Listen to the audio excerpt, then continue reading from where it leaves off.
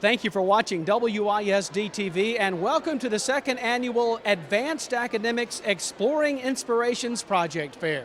My name is Dale Caffey. I am pleased to be on the campus of University High School this evening in the cafeteria where gifted and talented students from all across Waco ISD have gathered to show off their research projects. We are going to talk to as many students as time allows, and in fact our own Mary Center is across the room right now with our very first guest of the evening. So Mary, take it away. Thanks, Dale. Well, I've caught up with a fourth grader from Lake Air Montessori School. I'd like to introduce you to Roy Galinsky. And you've got a great project here, I can already tell. Why don't you tell us all about it? Okay. My project is on Kim Mulkey. She's the head coach for the Lady Bears basketball, and she was born May 17th in California. Well, what inspired you to do this project? I think a lot of people know who Kim Mulkey is. Yes. I really like to go to their games, and so I did a project on her. So you're a big Lady Bear fan? Yes. Are you a basketball player? No. No. Okay. Well, tell us something else about Kim Mulkey that maybe we don't already know. Okay. She has been coaching for over 25 years. Wow. That's a long time. Yes. Anything else we need to know? I don't think so. Okay. Well, what was your favorite part about doing this project? I can guess at what it was. I think painting. Painting? Yes. Yeah, I was going to say maybe the glitter. It looked like glitter, but yeah, I guess that's paint. Mm-hmm. Yeah, the styrofoam balls. Yes. Very nice job. Very well done. Thank you. Very creative. Great project. Thank you. Thank you for sharing it with us. You're welcome. Okay, thank you very much, Mary. I'm with Tamari Jackson. He's a fourth grade student from J.H. Hines Elementary, and he is going to tell us all about basketball. Tamari, tell us about your project. My project is about basketball history. The reason I picked this is because I have a long line of basketball history in my family. The person who made the basketball, his name was James Naismith. He was born November the 6th, 1891. He was a gym teacher at Kansas. So one day the weather was bad, so he couldn't take his students outside to where they could do what their lesson was supposed to be. He got a peach basket and took him in the gym and got a soccer ball. He named the game basketball. The first person to ever shoot a basketball, his name was Nick Lorman. He volunteered to shoot it. He was one of the students to ever shoot a basketball. Back then, they didn't have a certain style of shooting like today we do. And back then they didn't even have an arena or really like a court. All they did was playing wood. As you see here, they have the 13 rules. Most of them are really based on scoring and physicality. And here's one of the 5 changes they have. Okay. Girls and boys play basketball, and they invented the 3-point line. The 3-point line was trying to test them for their range and how well or how good they shoot. And the 3-second rule was added. That means you couldn't stay in this paint. That's what they call it, the paint, for 3 seconds. You had to move in and out. 4 years later, they made the free throw line. They moved the free throw line back to 15 feet. At first, they had it up to 10 feet, but now they moved it back. 1 year later, a basket was changed from 3 points to 2 points, and then 3 free throws were changed to 3 points. They moved each free throw to 1 point. 1 year later, in 1897, the backboard was installed. So, as you see here, these are most of the changes that happened in basketball history. So most of these are dependent on scoring too. Well, you've certainly learned a lot about basketball. You know a bunch about basketball. What about the slam dunk? Has there always been a slam dunk, or is that something? That was invented by Nick Lorman. When they first made the team, there was the other team called the Original Celtics. That was the only 2 teams. That's how they became the ABA League, the American Basketball Association. And then that lasted about a good 50 years. So that's when they made the NBA League. The NBA League, they made it for women and boys. So they called the women's the WNBA, Women's NBA, National Basketball Association. So they split it equals. Now boys and girls play basketball. the shot clock was added. When they added the shot clock, that meant you had 24. That means you had 24 seconds for one possession. Very good. Well, it's been impressive talking to you all about basketball, Tamari. Congratulations on a great project. Thank you. It is a real pleasure to have everyone here, and it's okay that everybody's still talking, because you know what that says? That says there's so much excitement in the room and that you're happy to be here, and your children are so busy talking about their projects to someone else, as well they should, because it is an exciting time. We want to make certain that our parents and our students know that we are committed to all levels of students. We want to challenge all of our students no matter where they are. But we also know these students wouldn't be here without parents who cared and who went that extra mile. So I want you to turn around to some other adult and say, good job. Because it really does take more than a village, it takes a city. As Dr. Boswell said, please ask questions of the students. And if you can kind of think of a question that's a little harder than they probably had, ask them, they'll love you for it. Well, the first two projects have been basketball related. Now we're going to hear about the history of flight from Brenda Diaz. She's a 9th grader right here at University High School. Brenda, tell us how you got the idea to do your project on the Fathers of Aviation.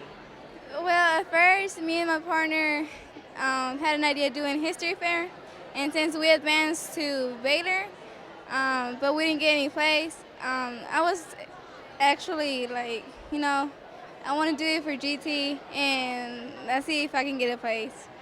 So you had an idea that you took to history fair and you just wanted to develop it a little bit further. Well, tell me what your interest was to begin with in aviation. I was really interested in how flight was started, because I really like going to heights and all this stuff. So I started searching more about the Wright brothers, how they created it, and how it's used now in now times. How did you go about doing your research? It went good. I got everything I needed, and it got really interesting. Tell us what you learned. What made an impression on you? That they had really ideas since they were kids, and they never gave up on creating something new. And that really gave me ideas, because I'm usually like that. I like creating new stuff, and I'll never give up on my dreams. That is great. Now, do you maybe have hopes to go into aviation? Probably, but my big dream is about becoming a doctor. Becoming a doctor. That's great. Whatever you do, that's great. And we wish you the best of luck. Your project is wonderful. Now, you mentioned a partner. Do you have somebody else that worked on this with you? No, he wasn't selected for GT. Okay, so he did this with you at History Fair, but then you took this a little bit further on your own. All right, well, congratulations on your great project and for making it this far in the process. And great work. Good job. Thanks for talking to us.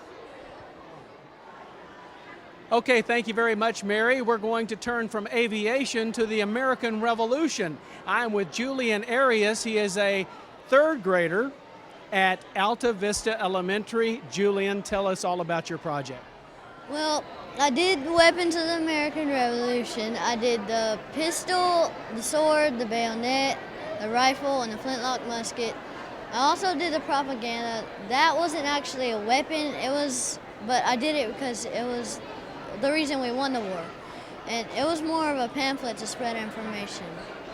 And the cannon, if it was filled with shot, it could take out dozens of enemy soldiers at once. And the bayonet, it was originally made to go on the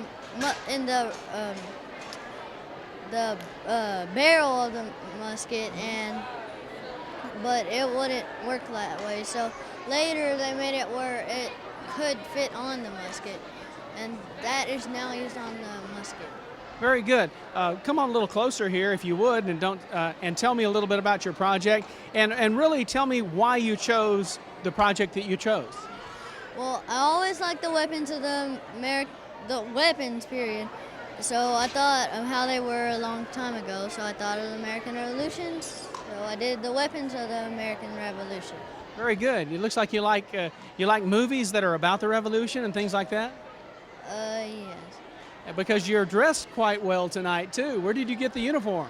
My teacher, she bought it for me. She got it off of Amazon, and yeah, she let me wear it. Well, congratulations on a great project. You look sharp, and your project is really well done. And we're so excited that you had one here and you qualified to come here to talk about the weapons of the American Revolution. Congratulations, Julian. Thank you. Thank you. Well, I found a very interesting project about the human brain. And here to tell us about it is Ashley Wilburn. She's a 5th grader at Cedar Ridge Elementary. All right, Ashley, we want to hear all about the human brain. Tell us everything you know. Well, at birth, the human brain weighs less than 1 pound. Then, at 6 years of age, it reaches its full size, so about 3 pounds. Wow. So by the time you're 6, that's your brain. Yes, ma'am. All right, give us some more information. Well, the majority of your brain is made up of mostly 78% of water. Water? Wow. Did you know that before you did this project? No, I did not. What did you think when you learned that? I really didn't think there was any type of water in your brain, just organs. You just thought it was organs up there? Yes, ma'am. That's pretty interesting to learn that.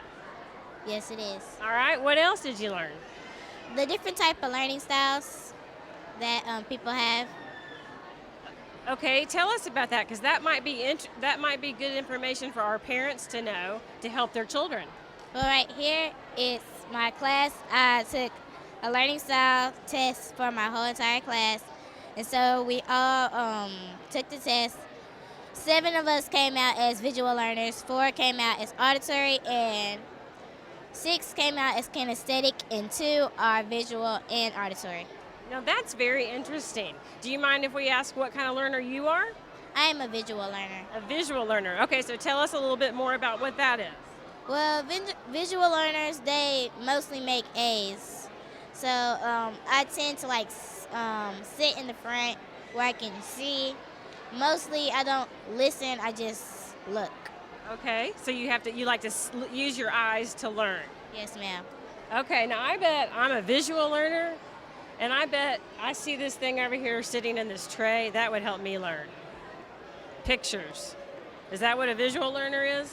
Well, I'm not really sure. Probably, yeah. Let's. Well, if you can just look without reading it, you can tell what it already is. Okay. Or maybe I'm thinking about a kinesthetic learner, where you actually want to touch something. Yes, ma'am. Is that what that is? Kinesthetics, they tend to touch when they're learning. They like to feel mostly. Okay. Well, tell me about this model that you did. Well, I did a model of the human brain, and I used Play-Doh. So. Well, this is very interesting. So you mapped out the whole brain? Yes, ma'am. First, I had to draw it, then I just put the Play-Doh on top. That's very interesting. Now, did you use this to teach your classmates about the brain? Well, yes, ma'am. I bet your teacher was very impressed with this project. She was. I want to hear what she said. She said it's very good and it's great. Great job. Well, I know what you've done here is probably going to help a lot of people. Yes, ma'am. All right, what do you want to be when you grow up? I'm not sure yet. I probably want to be a singer. A singer? Well, maybe be on The Voice? I don't know. Okay. Well, you've got a lot of time to think about it. Well, in the meantime, thank you for your wonderful work that you're doing. I am joined now by 2 excellent students from Hillcrest Professional Development School. Over there is Josiah Watson. He did a research project on Andrew Jackson. And with me here with the architecture project is Adam Tatum. First of all, let's start with Adam. You obviously have a very keen interest in architecture. Tell me all about this project and why you did it. All of it was pretty much because I like designing and building, and that's why I wanted to do architecture. Really? Do you enjoy building things? Yes, I do. Do you have architecture in your family at all? No. No, okay. So I see many building designs that you picked to use on your presentation here. What is it that you like about some of the projects that you used? I like that I got to go to an interview. Who did you interview? Don Rose. Really? All right. Sounds cool. Okay. Talk to me about why you like building stuff. I like building stuff um because I always dreamed to live in a big house. Yeah, and you can build a really nice house of your own someday, or at least design it, right? Yeah. Very cool. Well, tell us some other things that you may have learned about architecture that you didn't know before. Um, that most people, when they're going to an interview, they don't ask where do you put things, and he was just. I was surprised that he was surprised that people don't usually ask that. Very good. Well, congratulations on making it this far. You know, not everybody got to come to this Exploring Inspirations project fair, but you did, and congratulations. Thank you. Okay, we're going to move and talk now to Josiah, and I'll gently move over here, I guess, gracefully. Josiah, tell me about your project, if you would, on Andrew Jackson. Well, I was kind of interested in why I did this because I did presidents because mainly did presidents because when I grow up I really wanted to be a president. Very good. Now, it looks like you're dressing the part too. Is that naturally gray hair or did somebody help you make up? Well, my dad bought some white shoe polish and he put in my hair. Very good. Tell me what you know about Andrew Jackson that you didn't know before you did this research. Well, I learned that he was the first out of the 6 presidents to be born in a log cabin, and he liked eating pancakes in there. Oh, really? You mean he liked pancakes? He liked eating pancakes a lot. Wow, you did learn something because believe me, I didn't know that Andrew Jackson liked pancakes. Anything else? Well, he's the first and only president to pay the national debt. Very good. Well, I tell you what, just like I congratulated Mr. Adam Tatum here, I want to congratulate you, Josiah Watson, for making it to the projects fair here, Exploring Inspirations, and best of luck on a great school year. Thank you. And Antonio Battistella is a 2nd grader at Mountain View Elementary, and he is going to tell us everything we wanted to know about saber-toothed tigers. Antonio, I'm going to let you take it away. Okay, saber-tooth tigers were wiped out because of the rising sea level, and their homes and the prey they needed to hunt to eat got wiped out too because the rising sea level wiped everything out they had, and they died. They also died 10,000 years ago, so they got extinct because of the rising sea level. Okay, let me ask you a question. What caused the rising sea level? The water. I'm guessing the water got flooded too much. Okay. And the saber-toothed tigers couldn't live in that water because they weren't good swimmers. Okay, so we didn't have cameras back then. How did we even know saber-toothed tigers existed? Because we found the skeletons and the skeleton bones, and they, just like the dinosaurs, they dug them up to see what they really looked like. Wow. Are you interested in this or what? I really am, because it's a big animal, and it's surprising to me that big of an animal could go extinct. Give us an idea of how big this animal is. It weighs about 400 pounds. So would you say that's the size of an elephant? Not the size of an elephant, but it's really large to be in the tiger family. Wow. Okay. So how did you go about doing your research? I created the PowerPoint on the computer, and I researched the saber-toothed tigers with the board with all the pictures, and I also we wrote paragraphs. Wow. Well, I'm very impressed with your knowledge of the saber-toothed tiger and that period of time, and also that you can do PowerPoint presentations. Did you already know how to do PowerPoint presentations? Our teacher taught us because this is kind of the first time we've ever done PowerPoints. Wow. Who's your teacher? Let's give a shout out to your teacher. Miss Albritton. Way to go, Miss Albritton. Good job. Thank you. Anything else you want to tell us about saber-toothed tigers? Not really. Okay. Well, listen, you've done a fantastic job.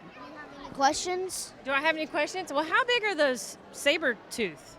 Teeth. Is it saber teeth or saber tooth? The saber-toothed tiger's teeth were about a foot long. No way. Are they really that big?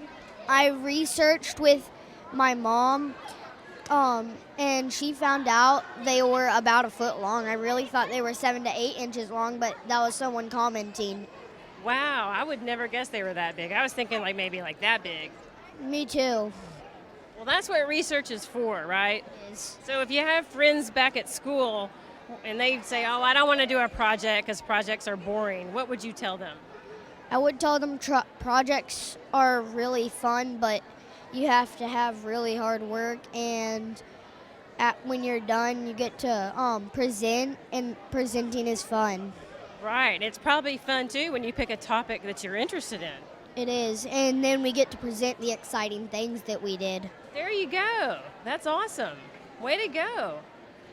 Well, good job. And thank you for sharing this with us. We really appreciate it. Thanks for your hard work. I've been joined by Leslie Vivanco. She's a 5th grader at Kendrick Elementary, and Leslie's going to tell us all about her research about the brain. And I understand, Leslie, that you really have a goal in life to use the brain activity and the way it works in your profession. Talk about that. Well, when I grow up, I want to be a neurosurgeon. It all started out when my brother, he had an accident when he was 9 months old, and every year he has to go to Fort Worth to go visit a neurosurgeon, and I was talking to the doctor, and well, I wanted to learn more about what he was telling me. Very good. Well, tell me about your project and all the work that went into it. Well, I was working on my project for a long time. It was some really hard work. Sometimes I would get a little frustrated because I couldn't understand some of it because the words were really, really big. I tell you what, studying the brain has a lot to do with psychology and all that stuff, and sometimes psychology can be a very hard subject to learn. Are you challenged by that, and do you enjoy trying to learn new things? I do like challenges. Very good. Well, I can see that you do. Tell me what all you went into making your project. I see a board down here. You look like you created a board game. I did. It's called the Brain Game, and a lot of work went into it. My teacher got me the board, and all I had to do was really decorate it and create the questions that went into it. Very good, very good. Well, anything else you want to tell me about the brain and what you learned that you didn't know before? What I didn't know is that while teachers say chocolate isn't good for you, I say that chocolate is good for you. It actually helps you think better. Really? Well, you know what? I ought to be the smartest person in the world because I love chocolate. How about you? Do you like chocolate? Very much. Very good. Tell me about your goal. I know you're a 5th grader now at Kendrick. That means next year you'll be moving to a middle school. Tell me what your plans are. My plans are to get good grades in middle school, win more GT projects, get into high school pass, and get into medical school. Oh my goodness, you have some lofty goals there, but I know that you're going to reach those goals. And I understand you're going to go to the Atlas Academy next year? Yes. Very good. Well, Leslie, congratulations on being here at the Exploring Inspirations Product Fair, and best of luck as you pursue your goal of being a doctor someday. Thank you. Well, I'd like to introduce you to Jackson Osborne, a 7th grader at Atlas Academy. Jackson's going to tell us about his interesting project all about comic books, something every 7th grader surely would love. Now tell us how you got this idea. Well, for history fair, I was just kind of joking around and saying, I think I'm just going to do Marvel Comics. But my social studies teacher, Mr. Stonekinis, said, well, why don't you do that and kind of combine it with some other big event, like the Cold War? And I said, oh, well, okay, I'll try that. So I looked it up, and it worked perfectly. So I decided, hey, why not do this? Marvel Comics, how it was impacted during the Cold War, how society was affected, let's do it. And so I did that for History Fair. And then whenever TPSP came out, I said, why not? Let's continue it on. And I've learned so much more now than the History Fair. And, this one is more very deep into the topic. And the History Fair was just kind of skimming the surface. Well, I find your attitude of asking why not very refreshing. And take us back to about the Cold War and how you tied it into comic books. Well, the Cold War came in, and Atlas Comics, which was basically Marvel Comics before the Cold War, was writing more adult content, and that's how the Comics Code came in, all that. And but then the Cold War came in. And then, so, the Stan Lee and Jack Kirby said, let's bring superheroes back. Why not? Fight the maximum evil of communism. So Iron Man came in, Spider-Man, Hulk, Thor, Captain America returned, Nick Fury returned, and characters like that. Well, were comic books used as a way, as propaganda, or? In a way, yes, they were. Stan Lee, while he was kind of saying like, "This is my imagination," but I am hitting some hard points in this. Like take Hulk for example. He was created because of gamma radiation.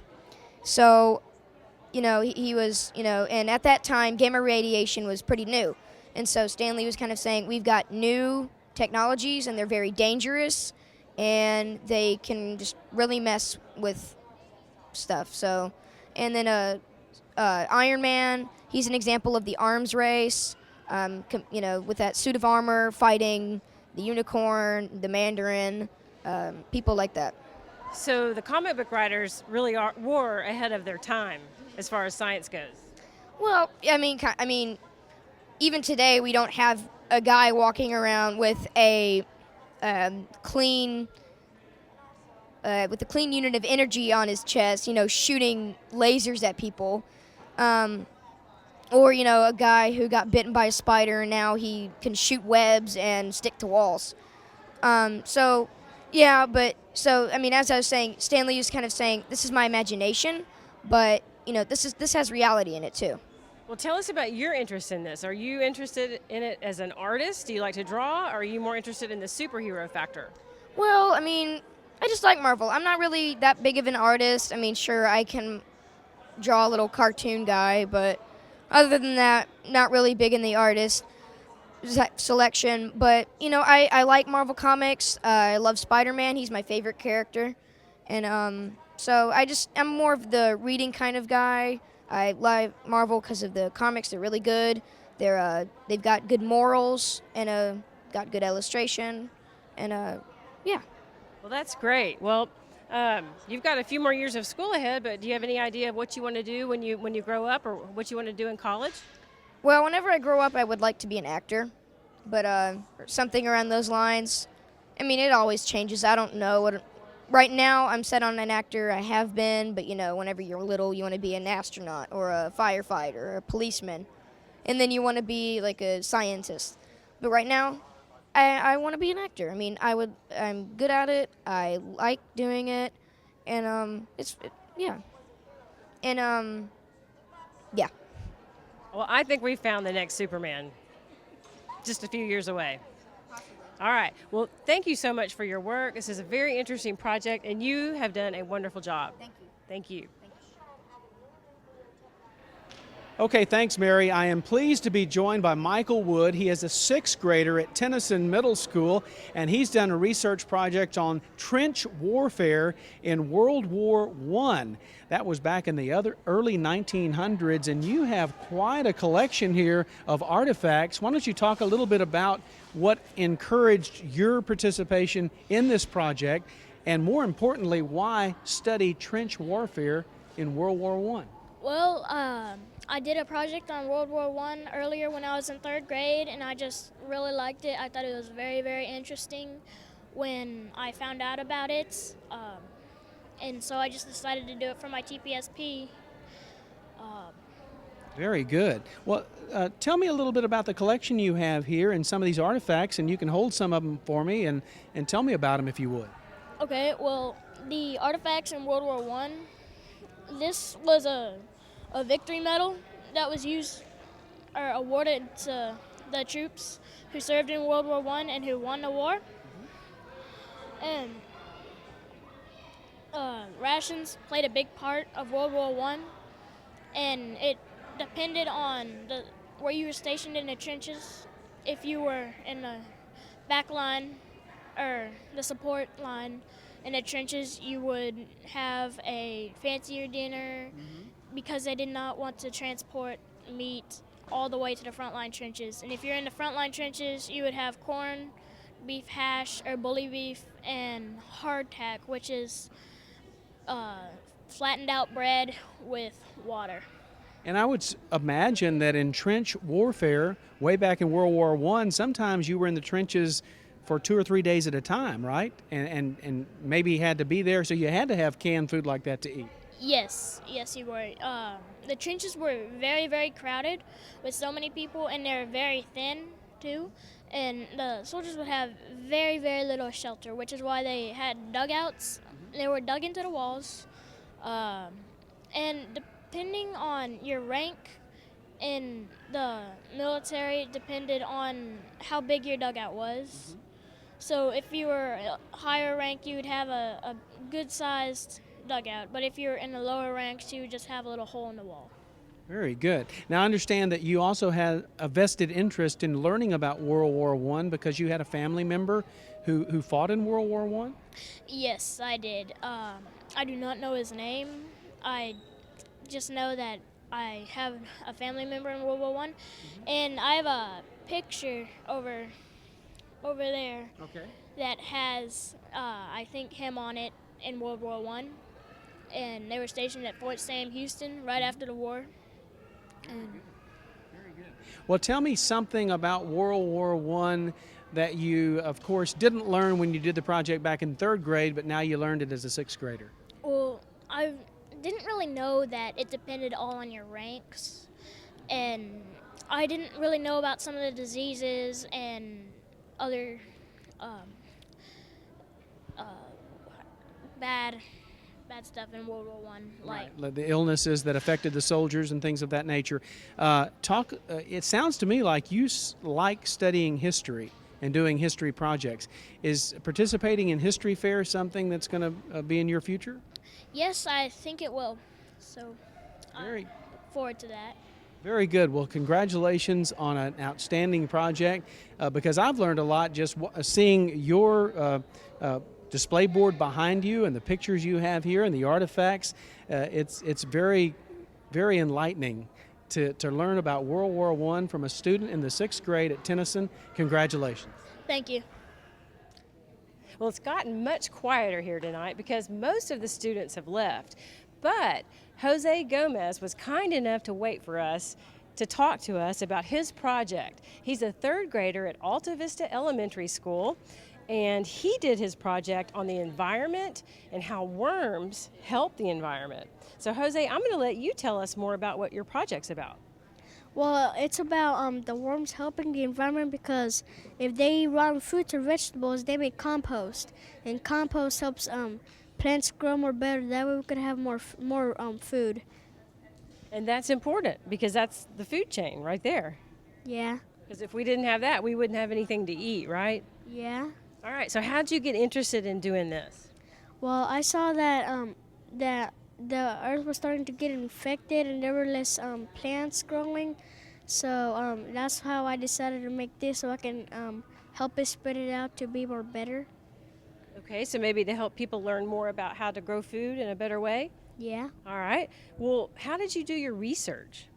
Well, I used a few of these books and I used websites and online and sometimes in the library in the school. And well, here are the things that caused what the problem that caused the things to like the worms to die, or how what attracts fruit flies or anything. They're right here. Why don't you tell us a couple of those problems? Well, why the worms are trying to escape or dying is because the bin is too wet, or it's too dry, or the bedding is already used up. Now, when you say the bin, tell us what you're talking about. Like the worm bin where the worms live. Oh, like this blue bin right here? Yeah. Okay. And the thing that attracts fruit flies is expired food. And you can solve that by like trying to throw the food away and put like new ones in there. Okay, so so it looks like you actually went and got some actual worms and did a real experiment. Yeah. Wow. And I see something on a TV over here. It looks like you videotaped it? Yes, I did. Tell us about that. Well, I videotaped to tell you every step how to make one. Like also right here, I also made pictures, and it tells how I made it and why I made it. Well, it looks like you went to a lot of trouble. What was this like doing this project? It was hard. Took a few weeks. Did it really? Did anybody help you with this? Just my dad. Your dad did? Yeah. You helped me drill the holes. Oh, in your bin? Yeah. Okay. Well, have you shared your knowledge with any other students or with any other adults? Well, no, but I could make like posters that say help the earth be a better place. Oh, that's a great idea. Have you done that yet? No, but I'm trying to do it. I think that's definitely a great idea. What else could you do? Well, I could like put it on like a website or a blog, and like I could make my own blog and put whatever you have to do to help or what you can do to help. Wow, you're onto something here. I think you're going to really help a lot of people one of these days. People that are starving, that need food, you're going to really show them how they can sustain themselves. Yeah, I am. That's great. For just a third grader. Well, I worked really hard on that. Well, yeah, I can see that. Now, your teacher must be very proud of you. I think she is. Is she? What'd she say? She said this is a really good project. I bet she did. Wow. Well, do you think you're going to do a project next year? Yeah. What do you think you're going to do it on next year? I think probably the animals, on like the habitat of the animals. Okay. Well, it sounds like you're interested in science. So I'm going to ask you one more question. What do you think you want to do when you grow up? I know you're only in third grade. You got a long way to think about this, but what do you think you're going to be when you grow up? Well, I could probably save the animals that are like lost or sick, and that way there could be more. That way they can't be extinct. Like if one of them dies, then there wouldn't be more of those, and if another one dies, then there will be more less. Well, I guess 10,000 years ago, if we'd have had a Jose Gomez, he could have saved the saber-toothed tigers, right? Yeah. I think so too. Well, I think that's a good time to end our whole evening tonight, Jose. Thank you so much for sharing your project with us, and most of all, thank you for staying to the very end with us. We really appreciate that. Thank you. So, and we want to also thank our television audience who's been here with us tonight for joining us as well.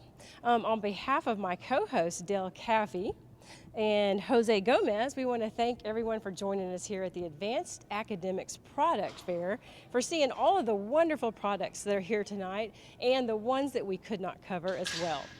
My name is Mary, Center for Waco ISD TV, where there are learners today and leaders tomorrow.